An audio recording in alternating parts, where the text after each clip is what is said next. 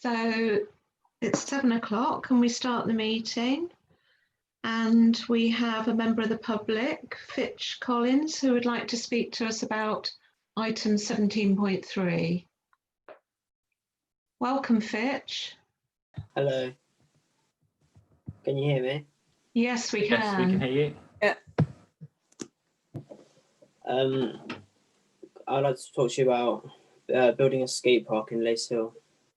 Yes. Mitch, would you like me to show the presentation, or can you do it directly from your computer? Can you do it, please? Yep, happy to do that. So how do you want me to send it to you, or do you have it? I've got it here. Oh, okay, cool. Okay, right. Can everybody see this? Yes. Yeah. Brilliant. There we go. Okay, Fitch. I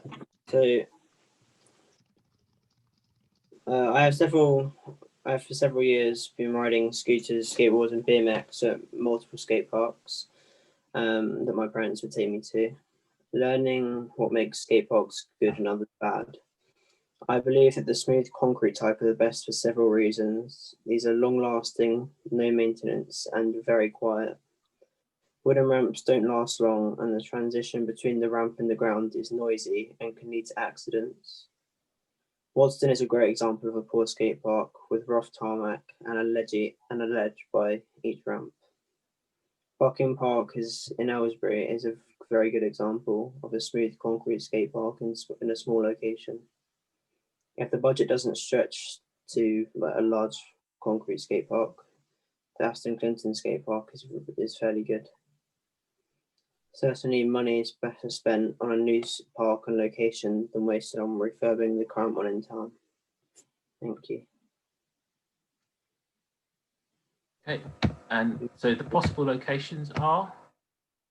At the Bobbins Play Park, there's what I think an ideal location because it's already built for recreation purposes and it's a decent size and it's, well, from what I can see, unused. There's a couple of benches, but not many people use them. Being overlooked by houses should keep groups of drinking and drug taking youths from abusing the skate park. Locations 2 and 3 are both by the Lace Hill Academy. They're pretty open areas and they're already used for recreational purposes too. However, in my opinion, they are more remote and I'm concerned that groups will gather there and result in damage, graffiti and drug misuse like the one in town.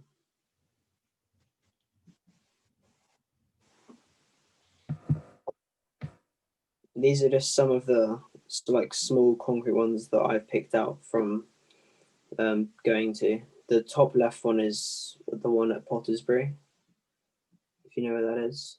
It's like 10 minutes. And yep.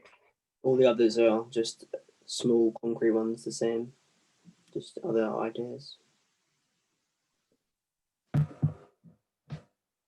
And then these are the bad ones that I was talking about, of not very nice ramps going into the concrete, which is now what in town starting to look like.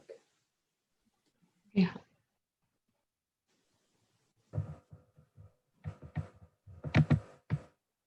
So yeah. Okay, that's great. Thank you very much. Thank you. Does anyone want to ask any questions? John? Problem. Fitch, thank you very much for that. That's really helpful and a fantastic presentation too. Do you have any information at all about what the budget might be? Have you managed to find any of that out? I'm wondering. And secondly, which location do you think is the best? I think location 1 is the best, by Bobbins Play Park. Yeah. Just because it's overlooked by loads of houses and it's already next to a park and there's lots of room to build on. Okay. And do you have any ideas about budget? You showed us some examples. Have you found anything out about how much they might cost? Sorry, can I interject? My name's Richard Collins. I'm father. Basically, what happened in the first instance was Fitch just questioned whether the council would even think about a skate park on this estate. This was based solely on the fact that the one that's in town now needs quite a lot of work to sort of bring it up to the same sort of standard as several of the other skate parks that he sort of frequents now. Plus, it does seem to have a bit of a bad reputation for sort of litter, youths hanging out in groups sort of in an evening. And, he actually handed some drugs into the police a year or so ago, which they found in that area. So as a parent, and I've spoken to obviously many other parents, we're not really big fans of them going to that skate park in town. Obviously, many of the modern estates that we go to now, for example, like the Buckingham Park in Aylesbury has now got a nice new sort of modern concrete skate park, and they just seem to last well with no maintenance. They're much quieter than the old-fashioned type of skate parks. So when it comes to budget and stuff, because this was just originally a question about, would you even consider one? And then we got a response from yourselves to say, could we attend this meeting, or could Fitch attend this meeting? We had no idea if there was, what there is in the way of any sort of budget whatsoever to even come back to you with some sort of sensible answers, really. The Aston Clinton skate park's quite good. It's just a very smooth, polished concrete surface with some ramps on that, but it's not a completely concrete skate park, so it is definitely noisier than the ones that are just complete concrete. But I would imagine it's probably cheaper than a completely concrete one. But beyond that, we're sort of in a lap of the gods, really, because we don't know what your budget, if any, would stretch to. Yeah, we don't have anything set aside in this year's budget. We'd have to put something in next year's budget or apply for grant funding. So we'd need to sort of find out the possible costs. But Councillor Lisa O'Donoghue would like to ask a question. Thank you. In respect to the skate park in town, that is unfortunately not your first option to get refurbished, but it is going to go ahead. Money's been secured for that some many years ago now. So that is really out of our hands because it isn't owned by us. It's owned by Aylesbury Vale District Council, which is now Buckinghamshire Council. So really, we don't have any say over that, unfortunately. All we've been asking the young people down there to do is to maybe give us suggestions on what they would like the refurbishment to include. Sorry to interrupt. There's no way that money can be reappropriated elsewhere based on the fact that it floods down there, and then the floods cause more damage to a skate park. It seems a bit pointless throwing money at a skate park which is kind of annually underwater. Councillor Robbins Dutchbury. I hadn't finished. Oh, sorry. Okay. Yeah. So the skate park in town, it does need, either way, it needs work doing to it, because when we went down there last week, the young people were showing us bits of concrete that is coming apart. So whatever happens, that does need money spending on it. And the young people down there actually said to us that there's a piece of land to the side that they feel a skate area could be set up separate to the bigger ramps for the scooters and the bikes. So that is something that we're looking at for that little where the shelter is currently. They were suggesting the shelter was moved and having a specific little area there for the skateboards. As to your locations, the one that you would prefer, the only thing that I can see that being an issue with is actually the people that live there, because skateboards on ramps can be quite noisy. So you might want to. That location was kind of Fitch's favourite, based mainly on the fact that it was overlooked by residents, because it seems to be the fact that these things are sort of tucked away and don't have anyone sort of keeping an eye over them, really, which is why the youths congregate and the And unfortunately, you're going to get young people congregating, and like wherever there's young people congregating, it's going to happen. But yeah, you're probably going to find that the residents that overlook that area will probably object quite heavily to a skate park going in there, unfortunately. So Councillor Robin Stutchbury. I just wanted to say thank you as well for coming to our meeting. No, thanks for listening to us in the first place. Councillor Robin Stutchbury. Well, firstly, thank you for giving us an insight to your hopes and ambitions.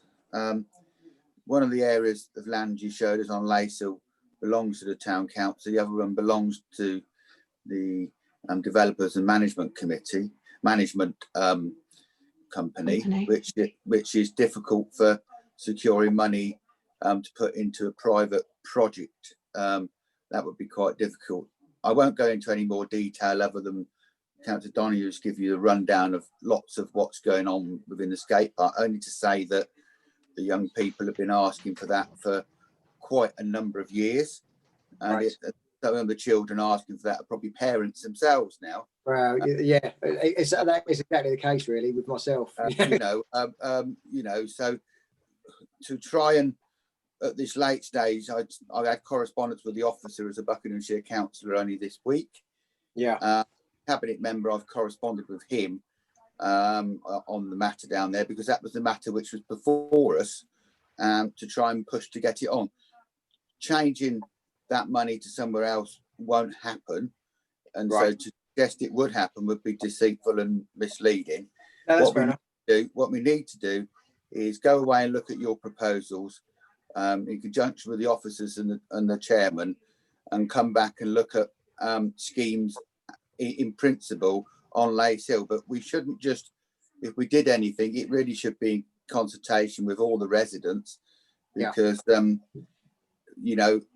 I've seen children use. I've had two sons myself grow up and use the skate park and got great use out of it. And so I think, at the moment, thankfully, it appears we may get that one done up. That will be some way to improve things.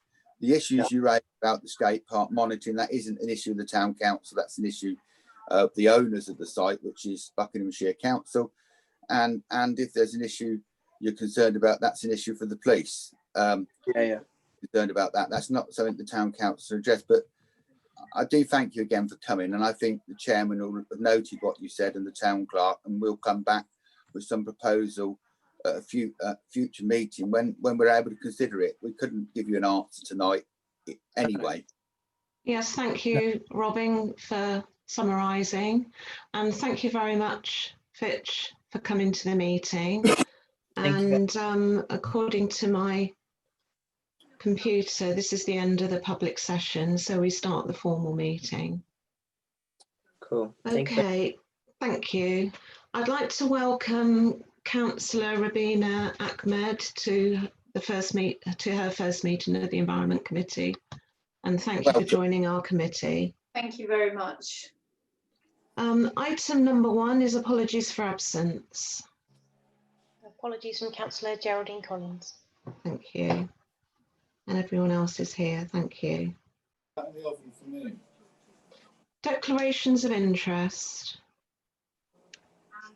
Councillor Mahi. Thank you, Chairman. Item 9, I am on the Community Centre Committee. Yes. And I want to declare an interest on item 12, Brackley Rd Cemetery, because my husband's family have 5 graves in the cemetery. Robin has a hand. I just not declaring an interest, just declaring for information. My oldest son now plays again for Buckingham United. It's not a prejudicial issue, but you just need to know that he actually plays for the club again. No financial interest or anything, but I felt that it was appropriate that you knew he wasn't playing. Councillor Ralph. Like you, we have relations buried in the cemetery, so if that's required, I note that as well. Thank you. Okay, item 3, to receive the minutes of the Environment Committee meeting held on the 15th of June. They were received by full council on the 13th of July. Can we agree them as a correct record? By all means, yeah. Thank Agreed. you. Item 4 is the action report. Chair, Council Margaret Chair. Gately wants to speak. Okay, Councillor Gately. Yeah, they're a correct record. The only thing when I reread them was that seemed a bit peculiar was it referred to the next Environment Committee meeting being July the 29th, which of course didn't happen. Now, I don't think we can change the minutes to reflect that, but it just felt a bit strange, that's all. Okay. And then there's no reference in the agenda today to the cancellation of that meeting. Oh yes, because we organised an urgent one because we couldn't wait till this one. Yeah, and then for various reasons it didn't happen. Yeah, so your point is noted. Item 4, the action report. To receive the report and note the updated information. Is there anyone that wishes to raise anything? Councillor Stutchbury. Just on the public health meeting stroke HASC meeting, we won't be able to send a question into the HASC because the meeting's on the 10th, which we agreed we may want to raise a question with the HASC. I will circulate after the meeting some information about what's on that agenda at the HASC. I think that we should start to pay an interest in that now, because if you recall, we had the consultation about services in Buckinghamshire in 2019, and it appears they never came back to us with a result of that. And I think we need to discuss it and do something further, because Buckingham didn't seem to be mentioned on that agenda. It's nice if you live in Wickham. There was nothing on there about Buckingham, and I think we should be raising the flag at that meeting. So I'll circulate that after the meeting. Thank you. For the clerk to distribute. But I do think we did mention we might go to that, and we haven't. So just to note that the meeting's on the 10th. Thank you. Town Clerk. Yeah, just in terms of the bridge repairs, to let you know that we put out a request for tenders for the bridge repairs, and it was just over a certain limit, so it had to be with sealed tenders. We didn't get any bids in by the deadline. We had one that came in after the deadline. Lee's spoken to several potential providers who are keen to put in quotes, but they just couldn't get quotes from their supply chains in time because people's supply chains have still got people on furlough and are stuck. So we're going to be reissuing that shortly. So hopefully we will get quotes in next time. Yeah, hope so. Okay, item 5, the terms of reference.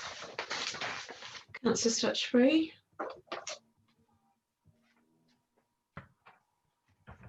Can't hear you. No, that's a nice bit of artist for you. I was just going to say that on the action reports, we haven't got on there 2 of our major issues, which is the new cemetery, and we need to have that put on the action report to be bring back. That's not on there. That's one of our major issues. It isn't even in the risk assessment. It's not a major risk down there. And the other one is we need to put on there, for if information comes back, the discussion with the developers about land transfer on the Tindrick Road. That's not on the action report. They're 2 of the major financial things that this council may or may not consider. And I think that I asked the clerk that they come back to a future action report. He may not be able to update us of any progress on those things, but at least they should be on our action list. Okay, noted. And they should be in our risk further in the meeting. They should be on the risk as well. Yeah, thank you. Terms of reference, are we happy to agree those, or does anyone want to query anything? Councillor Strang-Clark. Thank you, Chairman. It's really the usual thing, you know, the second thing on here, there's name and then membership and then chairman.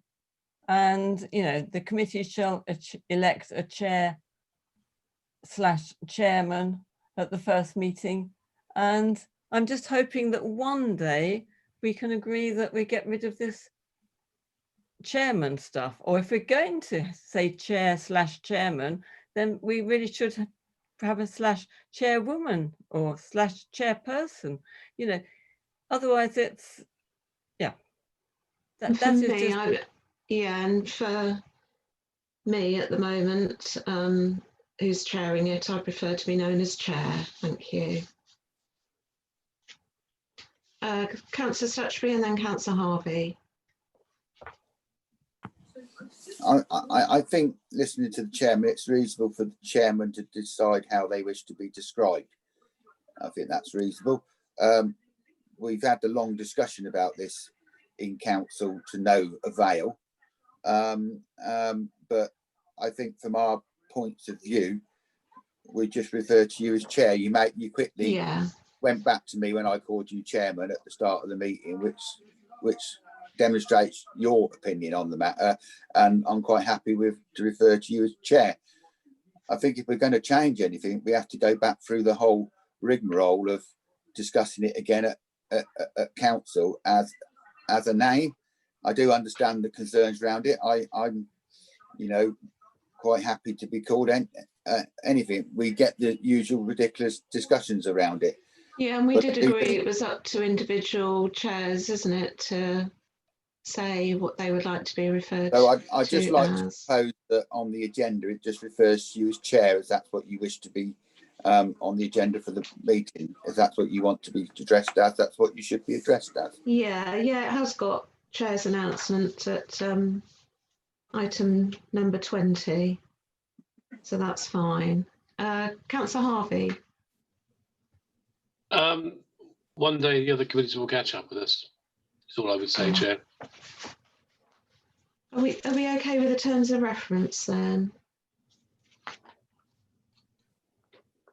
Item 6, other budgets. So there's the revised financial forecast, and it's due to the impact of COVID-19, a loss in income from Lace Hill Community Centre, and then a number of budgets impacted, leaving an overall overspend of 9,835, and we've got all the details there. Councillor Stutchbury. Can I propose we note them, because they're going to change again, and it's going to be a constant thing. So commenting on them now is superfluous, because it may change, improve, or get worse depending on what happens. So yeah, and that's what we're asked to do, to note the report. Councillor Harvey. I would just simply commend the town clerk and his team for being so efficient at managing the budgets in extraordinary times. I mean, I've heard other councils are maybe even heading towards being bust, but obviously we're managing our resources very well, and the good husbandry of the town clerk is to be noted, and I'd like that minuted, please. Yes, I'm happy to agree that. Thank you, Paul. Right, now we go on to 6.2, the latest figures. So on Appendix C. Is there anything in there that anyone wishes to question? Or do you want me to go through it a page at a time? Or are we all happy with everything? Or do you want me to call out the page numbers? Page at a time, Chairman, please. Chair. Chair, Page sorry. 1. Page 1. Page 2. Page 3. Page 4. Page 5. Thank you. Sorry, I missed the right page. Can I just go back? Can I just note that it would appear that we've finally sorted the issue of the Lace Hill gas and electric bills, because they seem to have come down dramatically, which is a great thing. I don't know whether that means we've had a rebate of some kind, but look, it's looking good. that with the gas we've only spent 6.2% of the budget. So I'm assuming that something's been resolved. Perhaps the town clerk could comment on that. Lee, are you able to speak at the moment, or Lee's having trouble logging on? All right. Yes, there is a combination of both different tariffs that we're on, and a lot less usage as well. So we've obviously turned everything down at the moment because it hasn't been used for a couple of months. So that'll have an effect as well. Yeah. Okay. Okay. So the autumn bulb planting, we've got the risk assessment and verbal update from the committee clerk. So the autumn woodland bulb planting takes place this Sunday, the 13th. With a number of our town councillors that have volunteered to help out. We have 30 people, and that includes town council staff as well. We've also volunteers from the Buckingham table and the Rotary. So you'll see from the risk assessment that we will be grouping people into clusters of 6, and they'll be spread out across Bourton Park, 7 different planting locations. And within each group of 6, there'll be a member of town council staff, just to ensure that everyone sticks to social distancing. There's not a huge else amount to say, with over 2,000 bulbs that need planting for different species. The whole idea obviously behind us doing this is because it's sort of off the back of the great success that we've had from our wildflower meadows in Bourton Park. So these are native woodland bulbs that will be flowering in sort of early springtime, sort of snowdrops, bluebells, that sort of thing. So not only does it improve the appearance of the park, but it's also things for the bees, birds and butterflies to feed on at a time when there isn't sometimes lots of other things. So yeah, so we don't need any more volunteers. Thank you. Yeah, no, that's wonderful. Have signed up, you will be getting an email either tonight or tomorrow morning from myself, just saying exactly what you need to bring. If your name is on the list, please do bring your own hand trowel, hand sanitizer, and gardening gloves. And wellies. Well, I'm hoping it's not going to rain, Mike. I don't know, maybe. I haven't checked the forecast that far ahead. I'm sort of living in hope, but. Councillor Ravina Ahmed. Oh, I was going to volunteer, but she's just said they don't need anything. Oh yeah, there will be another time. Yeah, no worries. Councillor Stutchbury. Just to note that it is worth noting the really positive response we got to our Wildflower part, and it took us quite a few years to get to where we wanted to with it, but it's been so well received, hasn't it? And this is an addition to it.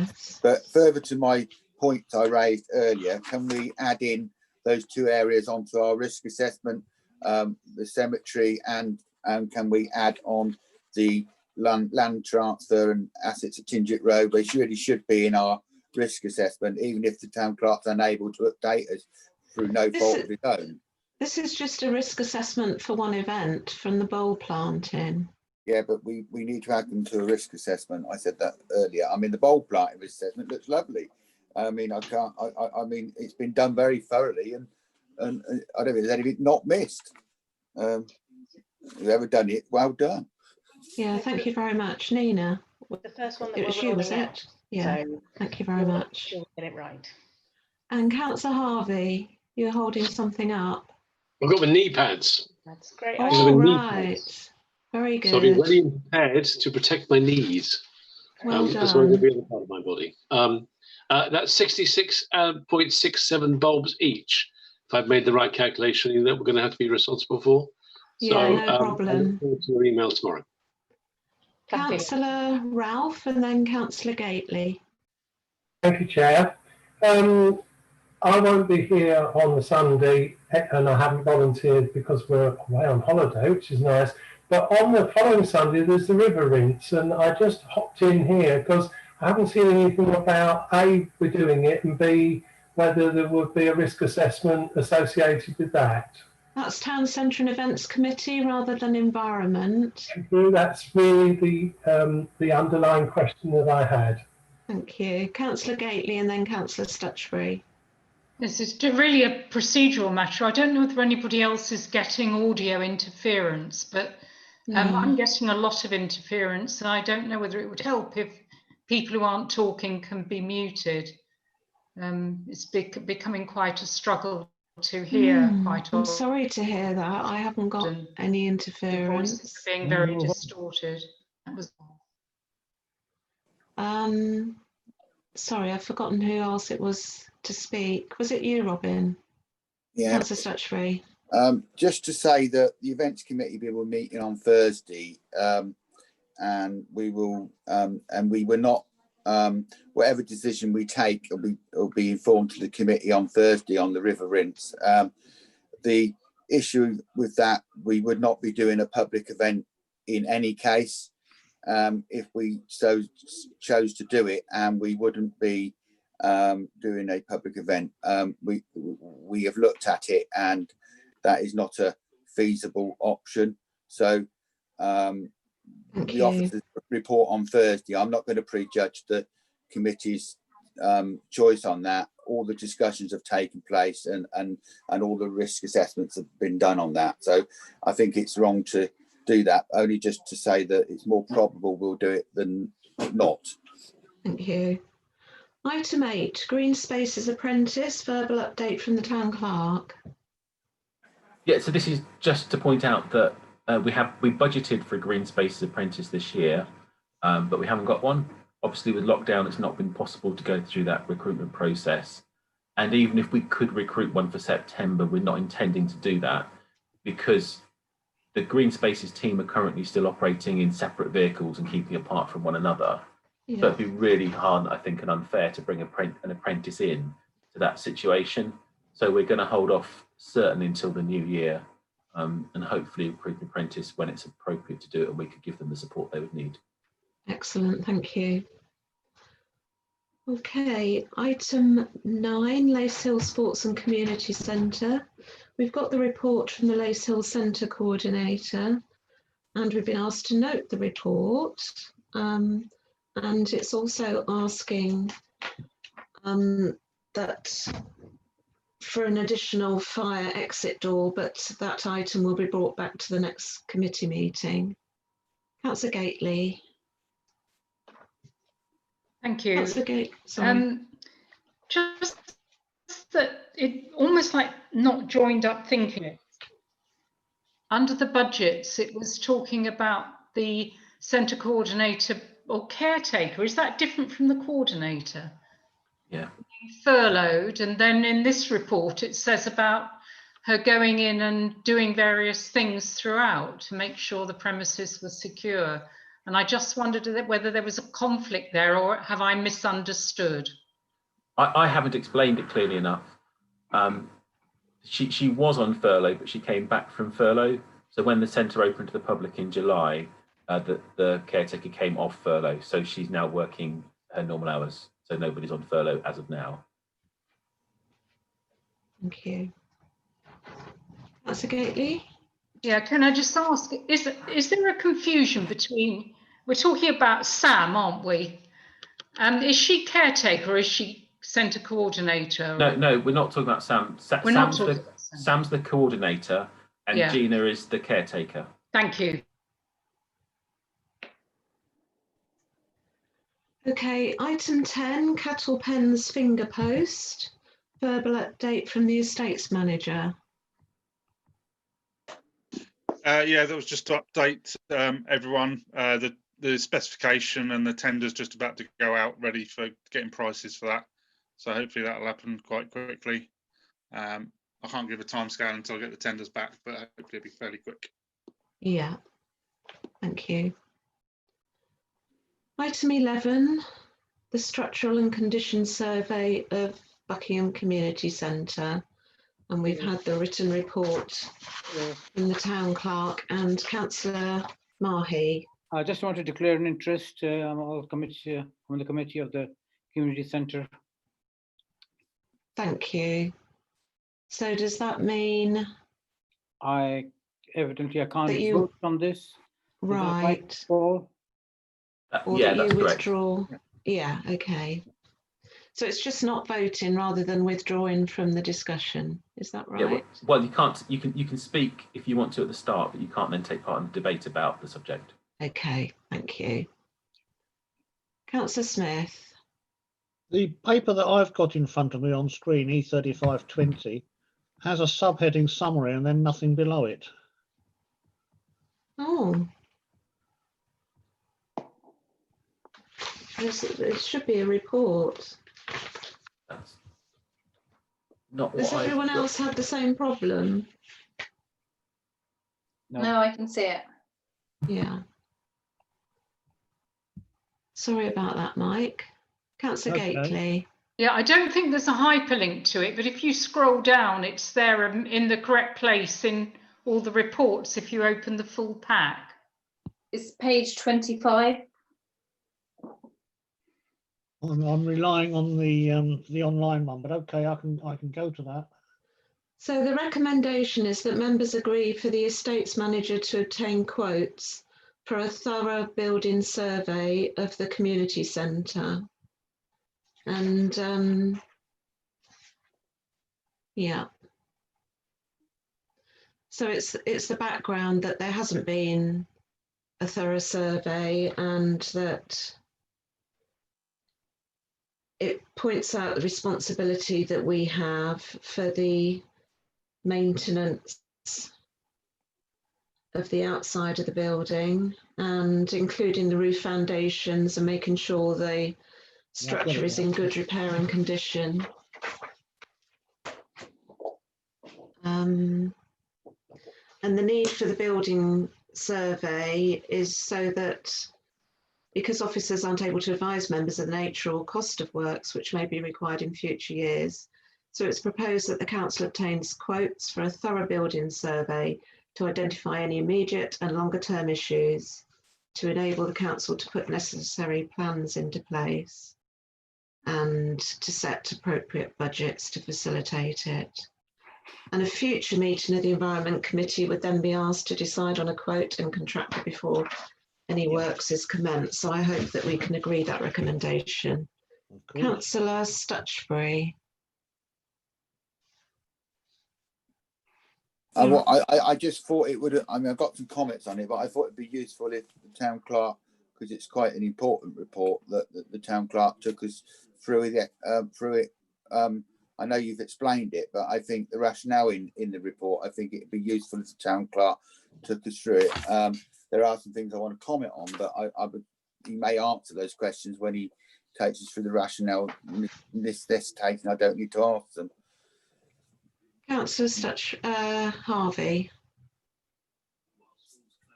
Well, I just asked, Chairman, I just asked whether the town clerk. I know you did. I've asked, can you keep quiet while Councillor Harvey speaks, please? Well, I've got another question for the town clerk, and I'm sure he can answer yours, Councillor Stutchbury, as well as mine at the same time. Thank you. My question, of course, is about where does this impact upon the fitting of the solar panels? Because we're coming up to the, it's almost to the anniversary, the 9th anniversary of when we agreed that we'd put solar panels on the roof, and here we are 9 years later, and we're still waiting. So if this is going to facilitate the solar panels, I'm absolutely all for it. If it's not involved and the solar panels are somehow separate, then please can we have the solar panels fitted as soon as possible, please? Thank you. Okay, over to town clerk. To answer Councillor Harvey's question first, it certainly won't delay solar panels. We have currently got the advert out for tenders for solar panel companies to come and do the work. Honestly, fingers crossed that we get tenders back given this current state of climate. If we don't get any, we'll redo it again in a couple of months' time. So it won't delay that, it won't speed it up either. In terms of Councillor Stutchbury's question, obviously the chair has taken you kind of briefly through the report. I have couched the language in the report along the lines that I'm not aware that we've ever done a detailed survey, just slightly different to saying anything completely definite, because obviously I haven't been here the whole time we've had the building. the headline is simply that town council is responsible for the building in its entirety, other than the internal decoration of the community centre part and maintenance of the boiler.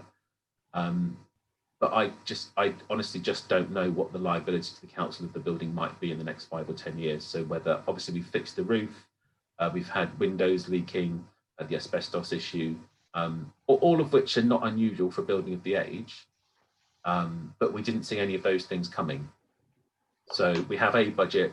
It's probably not enough each year, but I can't really put that budget up significantly without being able to explain to councillors what we think the future expense might be. So it's we just to get us the information that we need. So we want to agree for the estates manager to obtain quotes for the building survey. Councillor Stutchbury and then Councillor Strain-Clark. Well, firstly, thank you for that honest explanation from the town clerk where we are. It says current lease.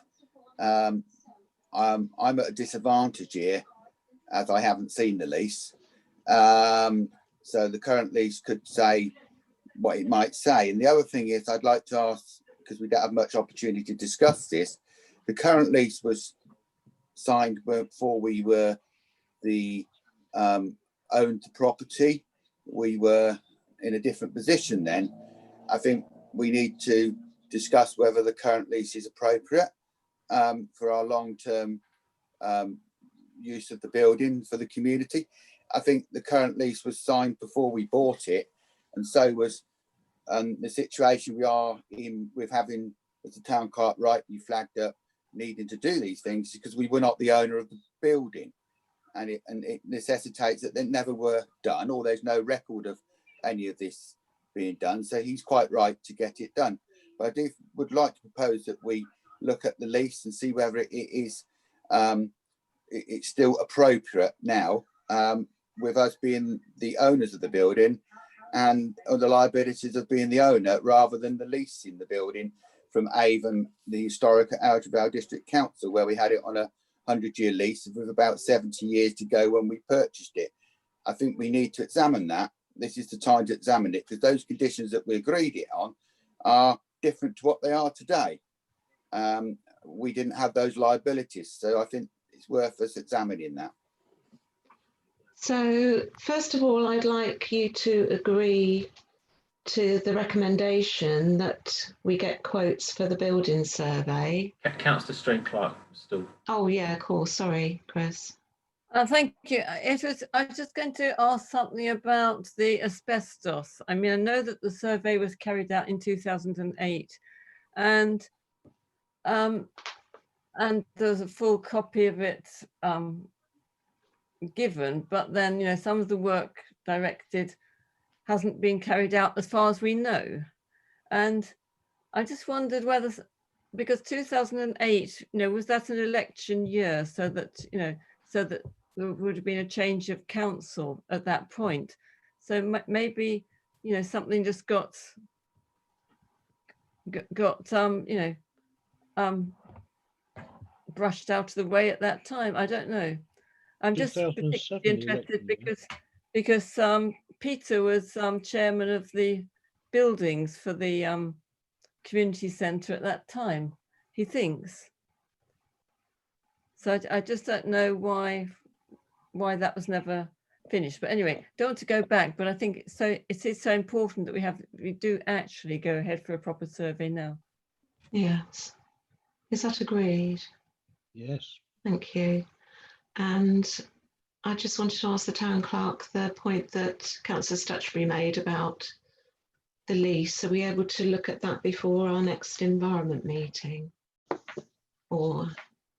Well, obviously we can put it on the agenda for discussion at the next meeting if members want to. I have included in the report the salient responsibilities on the council, which is why we need the survey. Yeah.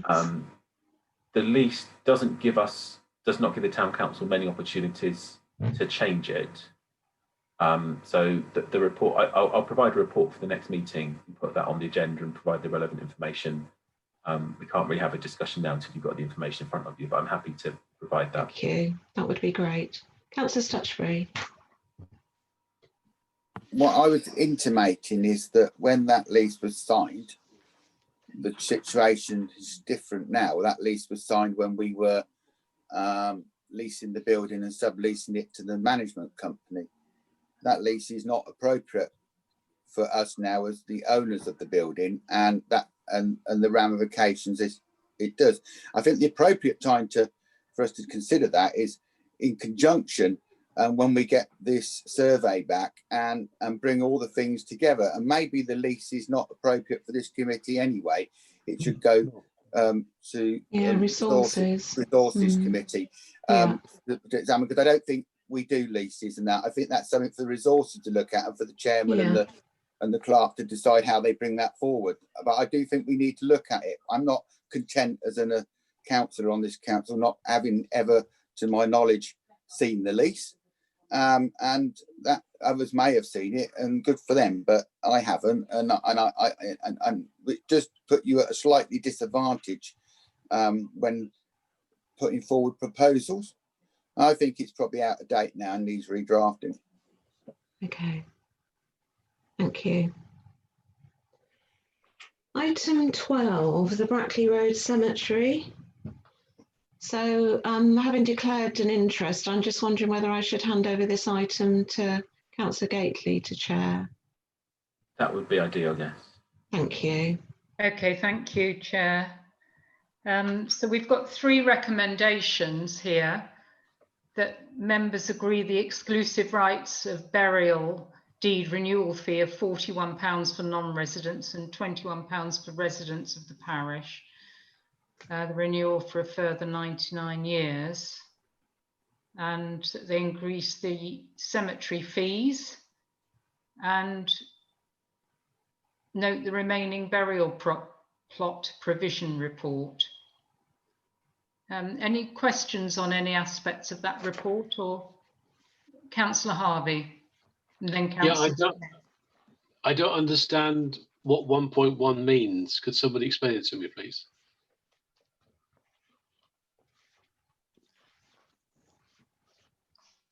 I think it might be explained a bit further down, isn't it? Under 3.1. Yeah.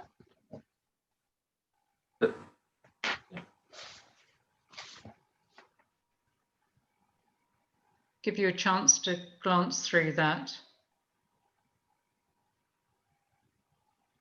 I think it means that when you've bought a plot, it runs for 99 years, and then if you want to extend it beyond that, you need to pay the admin fee. I mean, clearly it'll be an heir to that plot rather than the individual purchased it 99 years ago. Yeah. Yeah. One would expect anyway. So this has arisen because of a specific request. Obviously now people do use graves for ashes. Actually, it's a genuine issue for some people. But it does mean that we would be putting a future responsibility onto our successors in however many 70 years time, that they will then have ongoing responsibility to maintain the cemetery beyond its current limit. So at the moment we're just signing things off for 99 for however long, but this would create a system whereby it would have to be fully maintained for further into the future. Okay, thank you for that clarification. Any other questions, or can we, Councillor Smith? I'm just wondering, I believe that full burial plots in the Brackley Rd Cemetery, there's only a very few of them left. If that is the case, and perhaps the Green Spaces manager can confirm it, but if that is the case, I wonder whether we should consider not letting non-residents book a plot. Well, again, that's explained in paragraph 4 about remaining burial plot provision. Remember that I've only just picked up the papers that you're all working to rather than the stuff that I was sent. Yeah, because no one's allowed to book plots in advance because we've got so few left. Oh, well, that's fine. Yeah. That's fine then. The only other issue with that is we've had cases where families or people who have lived in Buckingham all their lives have moved out of the parish and then still want to be buried in Buckingham. That happens quite often. So Yeah, I think that was covered quite for as in the straightforward as- cemetery handbook, wasn't it? Yeah. Yeah. So that's why we allow, because I know some cemeteries don't allow or charge even higher rates for people out of area, or don't allow burials from people out of area, but it's something we've always avoided because of that. There are a number of sort of nursing homes just outside, Maids Morton, for example, that people have lived in Buckingham all their life and then maybe moved out of the parish for the last so many years of their life. So I think that's why we've avoided it in the past. Well, yes, if they go to a nursing home or something, yeah. Right, thank you for that. Councillor Stutchbury. I think most of what our concerns are answered, but we have to reflect and record in the minutes that the only reason we're discussing the necessity of extending the burial plots and the necessity to look at the cremation plots and discussing whether other people can be buried from outside the community is because it took 5 years for before the town clerk's time as being the town clerk to progress the Chandos Road Cemetery and Section 106. So we would have been, the town council made all the appropriate planning and did all the appropriate things in advance and was snookered by decisions out of our control, which delayed us being able to progress that. So I think we need to put an explanation of why we're discussing it in there, because it is a relevant point. We wouldn't be discussing any of this if the cemetery came on stream 2 years ago as what was the aspiration. And I think we should clearly put that in the minutes. Thank you. Are there any other comments, or are we happy to consider the recommendation? I'm happy to agree with them. Yeah, me too. Agree. Yeah. Everybody happy? Excellent. Back to you, Chair. I'm happy to agree with them as long as there's a note goes in the minutes, an explanation of why we're doing this. Just agreeing them brushes over the realities, and we can't do that as a council. We need to have a note there that explains why we're doing these decisions. Well, I'm sure that will be recorded in the minutes. Thank you. Okay, item 13, wildflower areas on the bypass, verbal update from the estates manager. Okay, it's just to update members what we're doing. We're going to sort of change slightly our maintenance regime on certain areas around the bypass. I've identified sort of 4 areas where the bypass is really wide, and we're going to allow those areas to go to wildflower, but still cutting sort of a margin of, I think it was approximately 3 metres most of the way around, in between sort of the verge, or on the edge of the verge in between the road. So it will allow wildflower areas. I'm going to planning to sow some wildflower seed, particularly a variety that will compete with the grass and allow some wildflowers to sort of hopefully naturalise in those areas. And the idea is it won't be quite the same as our area in Bourton Park. We're not going to plan to reseed it every year. It's going to sort of hopefully naturally recolonise itself, so it can just be cut once or twice a year, and hopefully we'll see some wildflower areas on those bigger areas of the bypass for the coming years. That's excellent news, because it's something that we wanted to do as part of our climate emergency action plan, and there's a lot of support for it in Buckingham and other areas at the moment. Councillor Donoghue and then Councillor Stutchbury. Thank you, Chair. Might be a stupid question, but through you, Chair, can I ask Lee, is there going to be areas for like pedestrians, people on bikes, like to go through them, not going to have to trample the wildflowers? I know it might sound like a really silly question, but, and also dog walkers. I see a lot of those walking on the grass edges and stuff. Yeah, there'll be sort of, so around the edges it will all be mown, and if there's any paths and stuff like we need to cut through, we'll carry on cutting those, mowing those as we are. Thank you, Lee. Thanks, Chair. Councillor Stutchbury.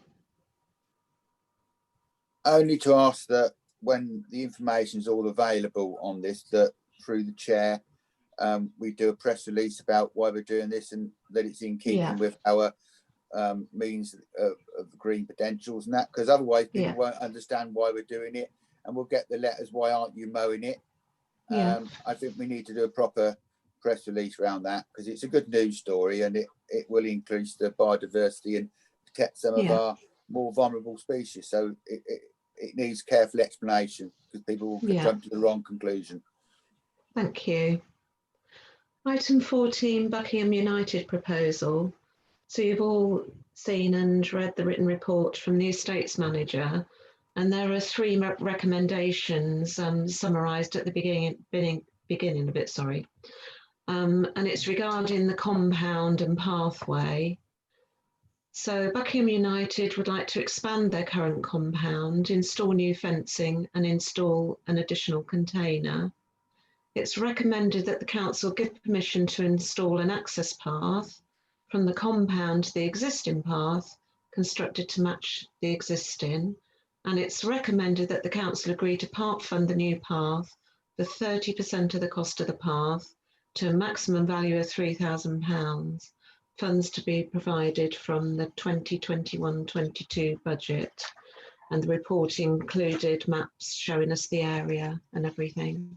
Councillor O'Donoghue. Councillor O'Donoghue. Thank you, Chair. I am quite happy to support all 3 recommendations. I think it's good that the Football League, or whatever they are going to fund 70% of the path. I think that's really good of them. So I'm in favour of all 3 recommendations and happy to say yes to them. Thank you. Councillor Harvey? I'm not 100% happy with this, and I'm not entirely sure why, I have to be honest. It just feels a bit like we're supporting one club when there are many other clubs that probably could use some support as well. I'm also concerned that the playing fields, which are designed for everyone to use, they're not just for use by this particular football club, is somehow, I don't know, it's just becoming exclusive. And if anybody wants to go up there and play a game of football, I just feel that this club might say, no, you can't come. It's sort of like their pitch all of a sudden. And putting up these fences and this just seems to kind of support that in some way. And I'm just not happy really with how this is developing over time. I can't quite put my finger on why. I've expressed some of my thoughts, but if they want to install an access path, I don't know. I mean, I don't see why we should be paying for an access path to kit that they're putting up that they're going to use for themselves. Why should the council taxpayers be paying for a path to something that most council taxpayers will never actually use?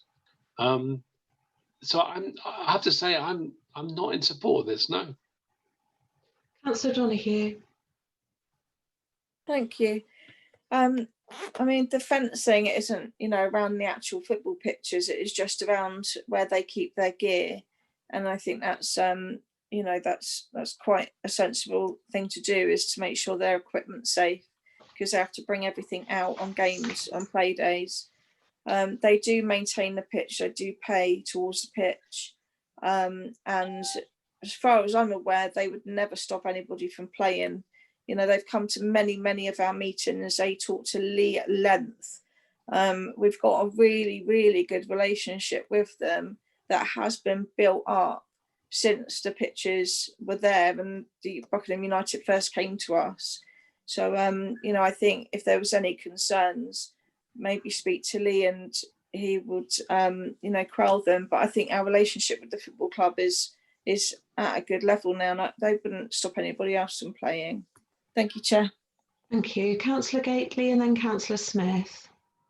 Thank you. Yeah, I think the path, it's explained well that it benefits, it's of general benefit to other people using, and also means that the interior of the community centre would get less muddy. So that has to be generally beneficial. I also think the worst case scenario having created these football pitches would have been for nobody to use them. And I think it's actually wonderful that we are getting a football team that's using them regularly. And I think we should be glad about that.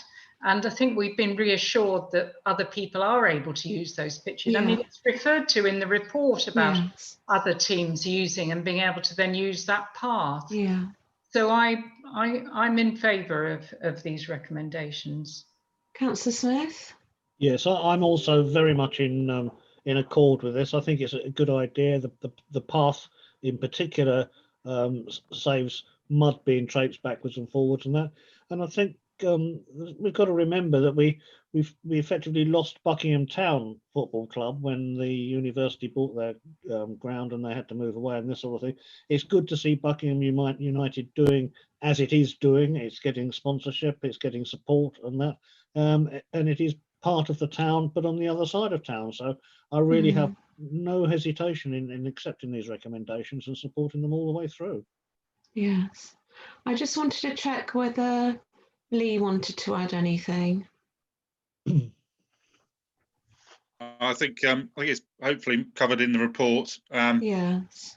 Just to say, it is something that we probably wouldn't afford to be able to do on our own, and it's good that they've managed to get their own funding. I think that's a sort of key point, really.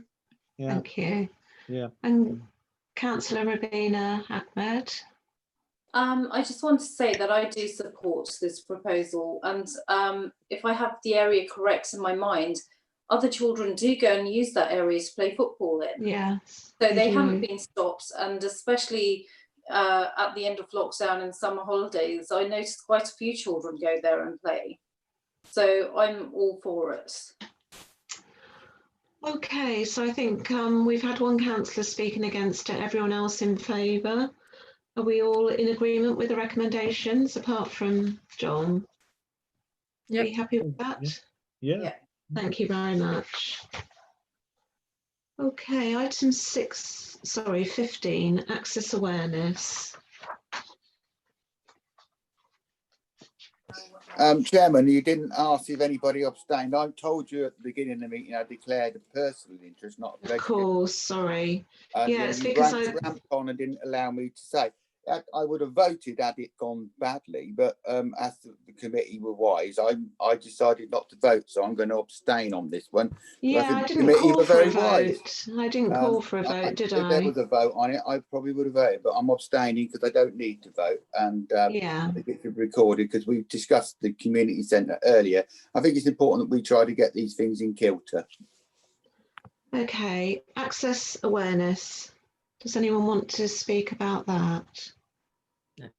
I often do, but really, because I've been in the house for, however many weeks it is now, yeah, I've got nothing to say about access, except it would be so wonderful when we get out of the house. Apart from I that. know. And item 16, the Buckingham Community Wildlife Project. We didn't meet, but I've circulated today reports received from 3 of the groups, and I will update it as and when other reports are received. But it's wonderful to sort of see what the groups are doing, and even if they're not able to actively meet at the moment, they're still keeping an eye out for wildlife and recording them. And so there's lots of positive things there, including list of species, and then Buckingham Society as well, noting in Chandos Park sightings of otters and cubs. So Councillor Smith and then Councillor Stutchbury. I'd just like to suggest that we offer our thanks again to these various groups and that. I was actually quite surprised when I received your report, Madam Chair, that some work is still going on despite all the difficulties we've got at the moment. I think they're doing really well and should be congratulated and thanked for that. Thank you. And Councillor Stutchbury. This evening I had a phone call from someone related to the water voles project, which those of us who can remember that project, which it is alluded to the fact that we may have water voles in Buckingham now. They are doing a survey which is working its way back through. I spoke to the gentleman today and gave him my email address, and I will hopefully work through you, Chair, and Town Clerk and the Green Spaces to bring something at a future meeting about this. But the fact that the water voles have survived the pollution episode is good. And we have got, I think, in Buckinghamshire, North Buckinghamshire, probably got the only sustained population of water voles. So that's a big ecological statement about our environment. I will bring that information when I get it off the gentleman. I've known him for about 25 to 30 years, and his wife will probably have to email me.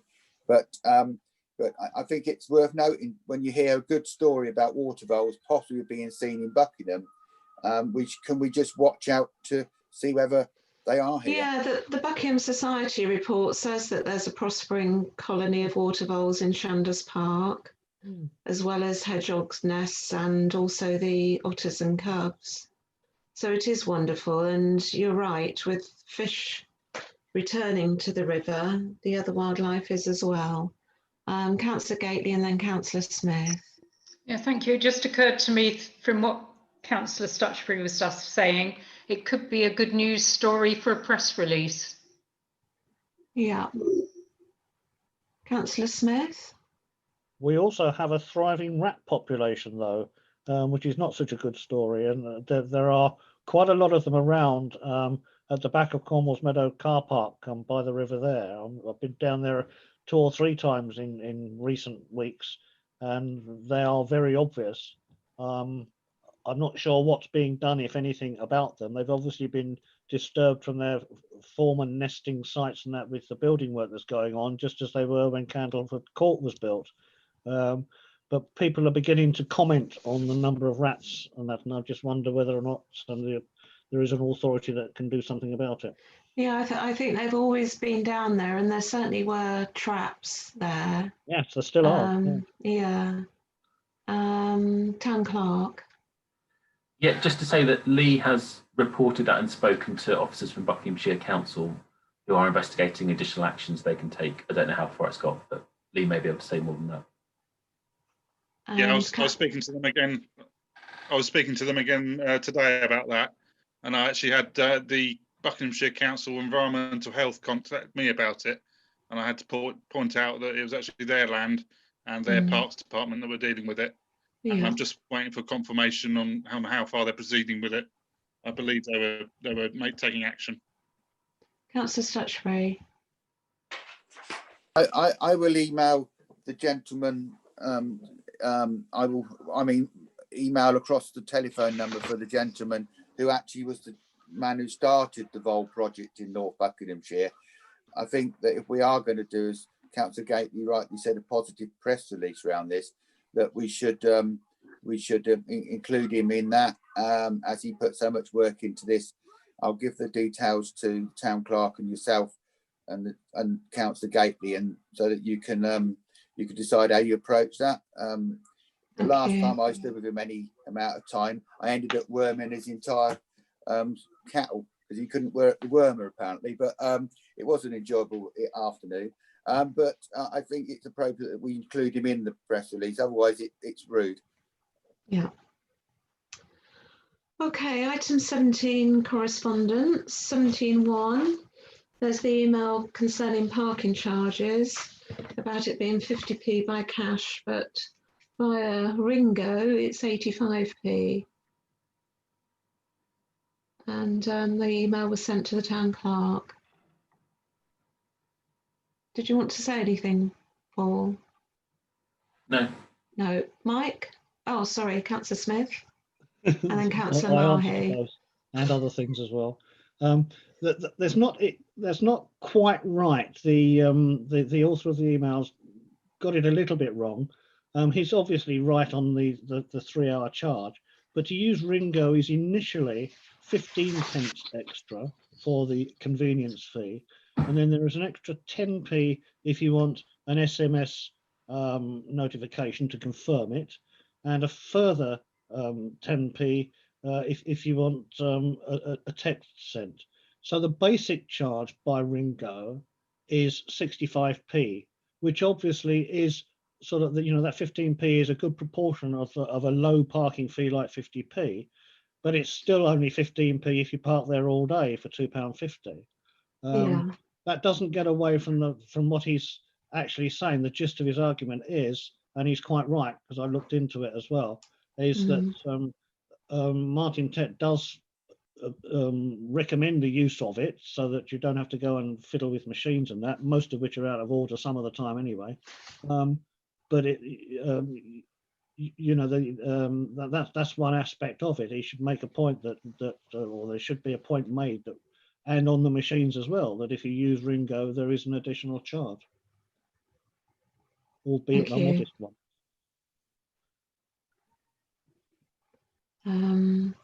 Councillor Harvey. Oh, sorry, it was Councillor Mahi, wasn't it? Yeah, I think I'd said before, and then I forgot, and then Councillor Harvey. Councillor Mahi then. Thank you, Madam Chair. Yes, I agree with Councillor Smith. I think they need to be upfront and advise the public what the charges are before people use Ringo, and should be advertised as openly as the 50p charge. And yes, I think they should be put on the board as well. Thank you. Thank you. Okay. Councillor Harvey, you was next. Oh yeah, sorry. That's okay. Yeah, obviously agree with Andy and with Mike. The charges should be made more apparent on the notice of charges, so people know what they're getting into, because it is a bit of a faff, you know, registering with Ringo for the first time.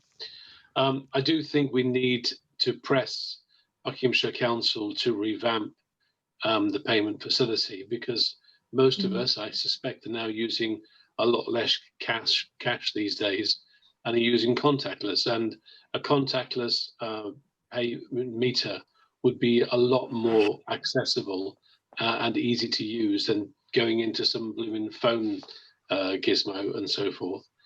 And thirdly, I would say, if we're going to write to Buckinghamshire Council, which I think we should, then I think we might want to include a note about the pay meter, which is currently in the line of traffic going into the building site that is going to become the care home. Is it wise, thinking of health and safety, that people have to kind of keep an eye on their back, that some lorries are going to go straight past them as they're putting their 50p in the machine? That machine probably now needs to be relocated, given that passageway is becoming increasingly busy as the build on that care home is now ramping up. It's got a lot in the last couple of weeks, for example. Councillor Stutchbury.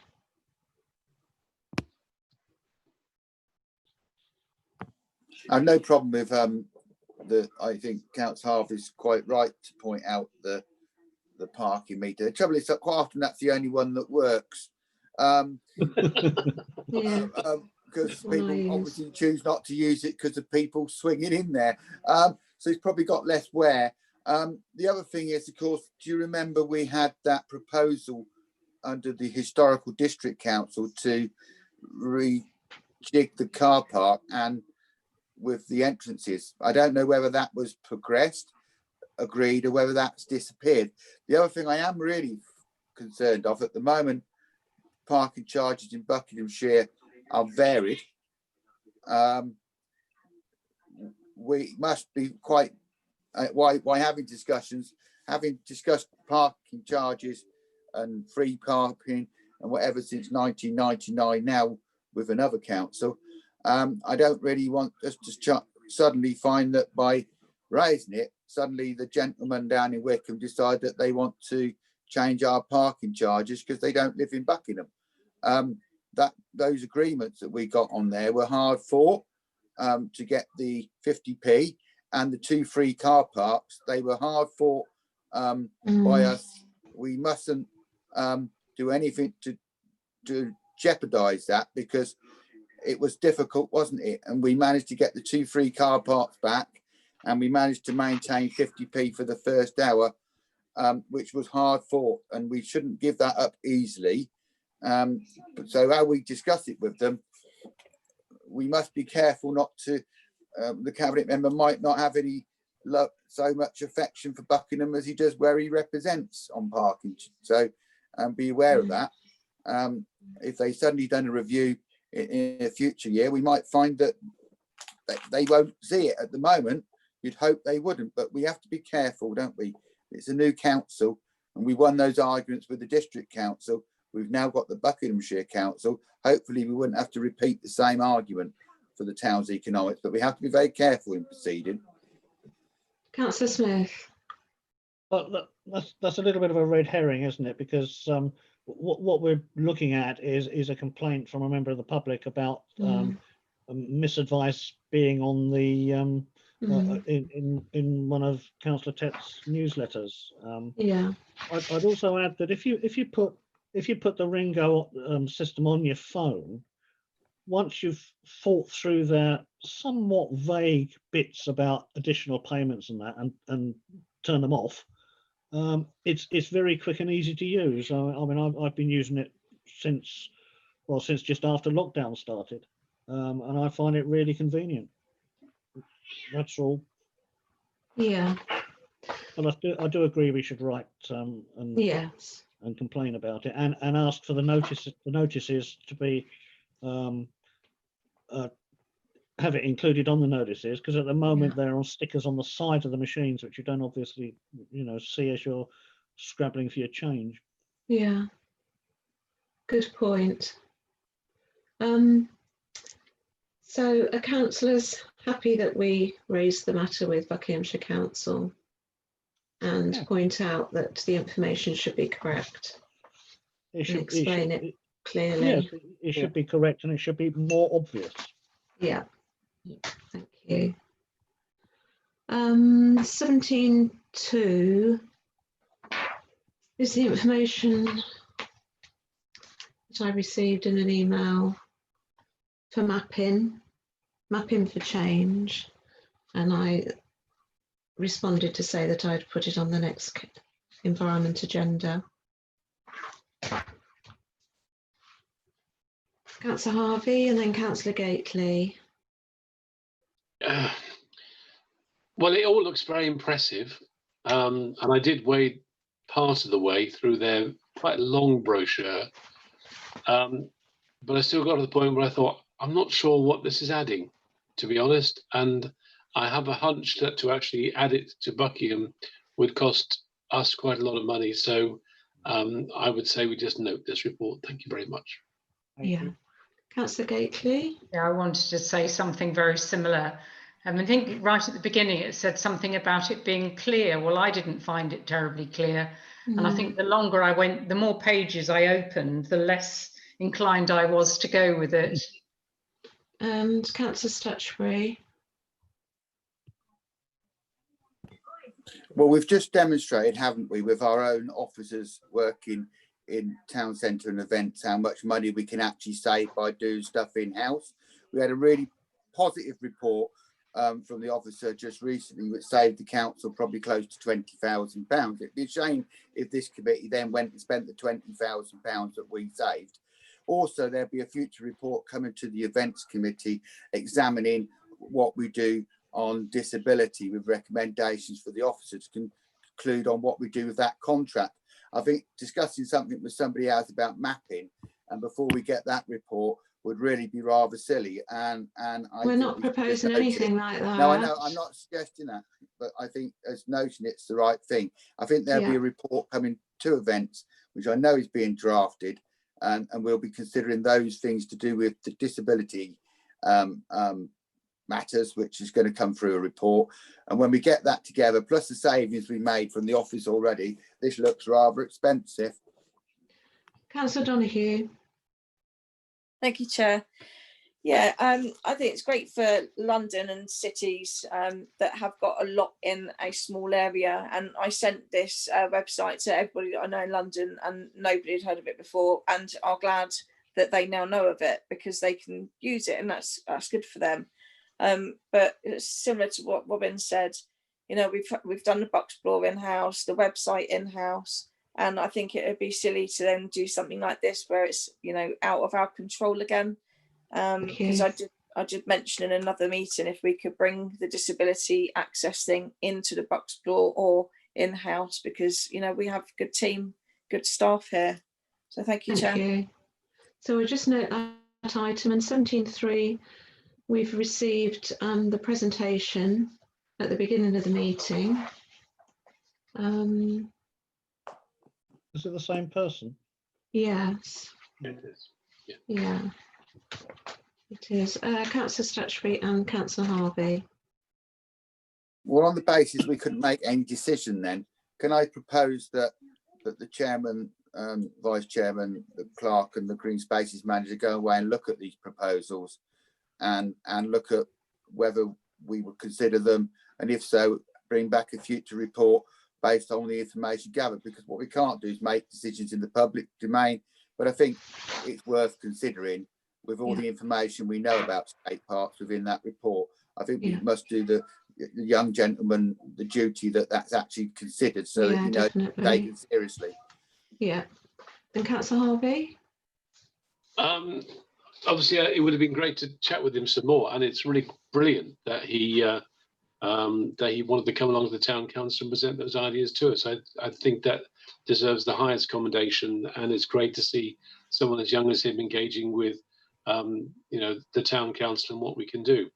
I have to say though, I do support that we should be revamping the skate park where it is, because it is very used, and we didn't get into the discussion obviously with the young man or his dad, but I think the issue of youths collecting from the feedback from the youth workers who've been down there in the last few weeks is that it's not a great problem, at least not at the moment. In that it's a facility that I walk past on a regular basis, and it's always buzzing with you know, young people just having a good time, learning all the tricks and everything else. But I do think that for me the most important point that came out of it is that we should be thinking, I know this contradicts what I said earlier on, thinking more about Lace Hill, and making sure the facilities are planned for there. Now, we battled for a long time by getting a BMX track placed somewhere in the town. Maybe one thing we could be thinking of is that where you know, given that the Buckinghamshire Council are not willing to consider it in the place that we think it would suit the best, which is next to the edible woodland, then maybe we should be thinking of finding a place up on the land that we do own, and that bit of scrappy land that is next, you know, that is sort of between the community centre up at Lace Hill and the boundary, that could provide a great slot for some BMX biking land to be put in. So maybe we could be looking into that, obviously supported by Section 106 money from some future development. Yeah, we've definitely talked about that in the past, and also the Tindrick Road development as a possible site for BMX. So we will look into it further and talk to the estates manager. Councillor Stutchby. Agreed. I'm glad Chair pointed out we have discussed that up there, and Councillor Donohue's been a great champion of having this, with the Chair about having this jumping for bikes equipment. I think we have to still discuss it in the round, because without discussing it, it may throw something up, period. That's what I do. But I think Councillor Harvey's right. Having fought for so many years to get the one in the skate park finally likely to be succeeded, let's not change tap now. With all the children which attended that week, which Councillor Donohue, Councillor Harvey and I attended, they'd feel terribly let down if they found that we'd suddenly changed our mind. But I do think the young man's right. But the other thing is, like you said about Tindrick Road, what you have to be aware of is that where the Section 106 agreement for Tindrick Road is quite specific about the uses of the land, which we didn't have specific. The area of land which it says has to be delivered as such before we could take it over. Any decision we were going to take on that would be when the land was in our ownership. So that's a long way ahead. Also, we have to be minded of the fact that we've also been kind enough to have discussions with the Bowls Club at West End about that land possibly, and whatever. We mustn't oversell these things, because let's be procedural and correct. And when that land, if we council decides to take it over, after a negotiation, and it's ours. That's the time to discuss the future use of that land. Let's not predicate it, because I'm minded of what happened at Mays Morton Road, where the Mays Morton Road 2 was oversold as a playing field, wasn't it, for the rugby club, and in the end it got built on. So let's be careful that we don't repeat those sort of mistakes. Yes, thank you. Okay, item 18, the Climate Emergency Action Plan. And thank you very much for updating the report. There's lots of useful information in it. Are we all happy with the update, or does anyone have any questions? It's all good news. Yeah. Thank you very much. Councillor Harvey and then Councillor Stutchbury. One item that emerged from the discussions with the young people on the skate park a couple of weeks ago was their desire for a drinking fountain. Obviously, we've got one now in Chandos, which is great. Do we have any plans to have a drinking fountain as part of our reducing plastic bottles bit of the Climate Emergency Action Plan?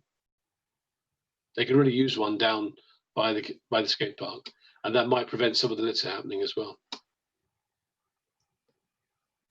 It isn't written that we would have another one installed, I believe, within the Climate Emergency Action Plan. But when we initially agreed in Environment Committee to investigate the potential of a water bottle fountain, there was the intention, I believe, written into the motion that there would be more than one. So there is potential there, perhaps. Yeah. Yeah, and we got funding from LAF, didn't we, from the Chandos Park one. And the skate park is Buckinghamshire Council land rather than ours. But Councillor Stutchbury and then Councillor Smith. I think Councillor Harvey is a good advocate for what was actually said by the young people to Councillor Donoghue and myself. I think maybe this is something that we should make an approach to the community board for.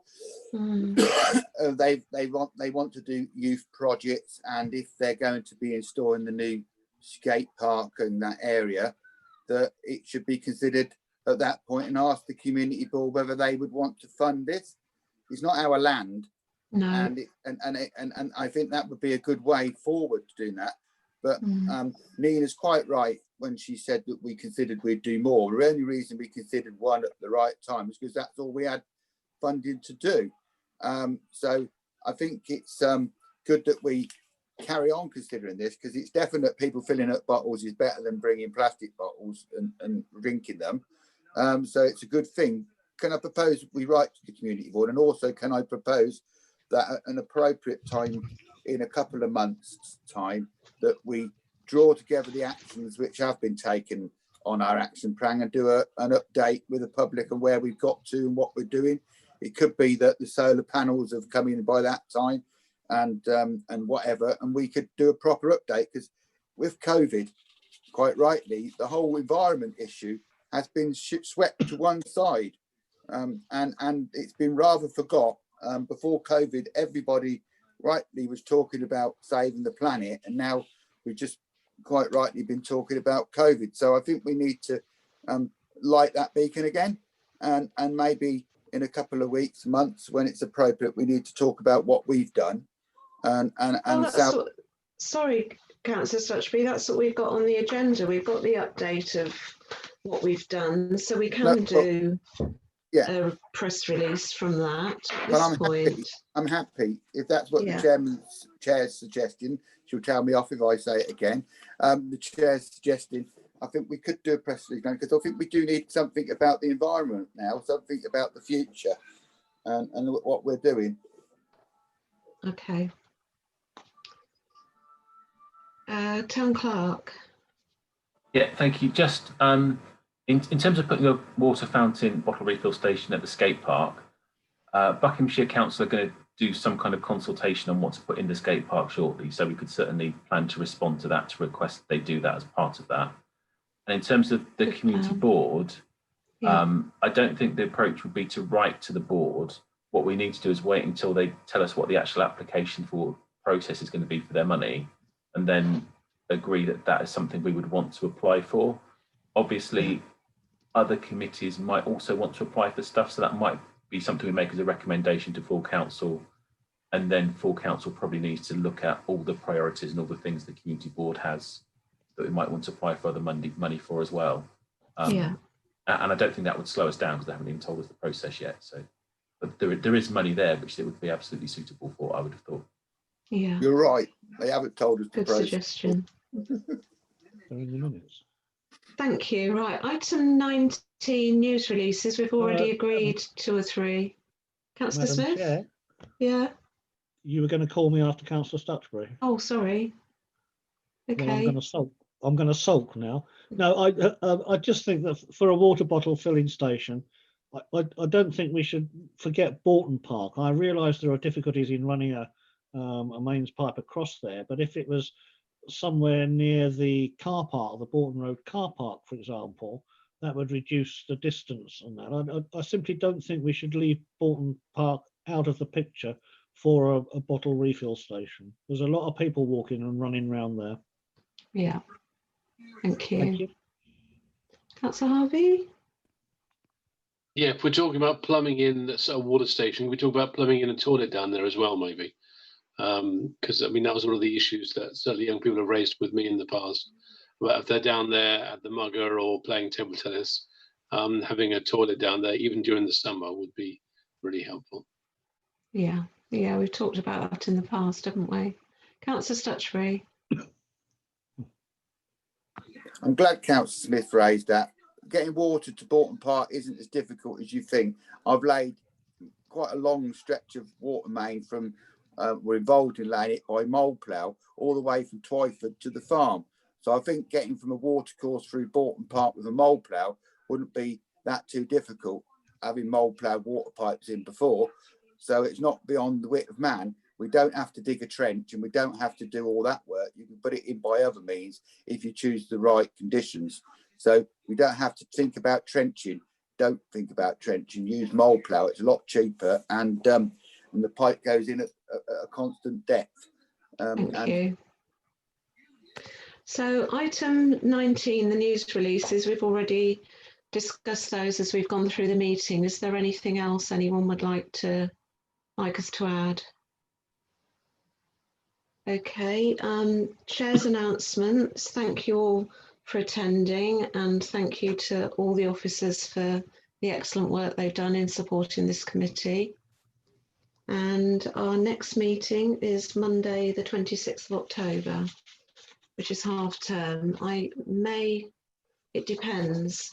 I'm supposed to be going to France at half term instead of in August, because we weren't able to go then. But if my trip's off, I'll be here chairing the meeting. If not, perhaps Margaret will be able to. But hope to see you next time anyway. Thank you, Chair. Thank you. Thank you. very much. Thanks, Paul.